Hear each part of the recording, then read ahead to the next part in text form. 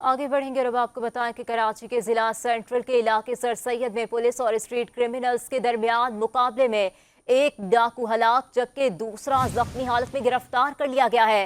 Police ने मुलजिमान के कब्जे से असलहा, मोबाइल फोन, नकद रकम और मोटरसाइकिल बरामद कर ली है।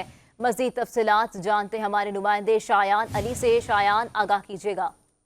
हाँ जी, देखिए थाना सर सैयद की हुदूद सेक्टर 11B में पुलिस का स्ट्रीट क्रिमिनल्स के साथ मुकाबला हुआ है। दो तरफा फायरिंग के नतीजे में एक डाकू जाए वफा पे हलाक हो गया, जबकि दूसरा डाकू जो है शदीद जख्मी हो गया था, जिसे फौरी तौर पे अस्पताल मुंतकिल कर दिया गया था। ताहम जो है वो बताया जा रहा है पुलिस की जानिब से अस्पताल जाते हुए रास्ते में दम छोड़ गया।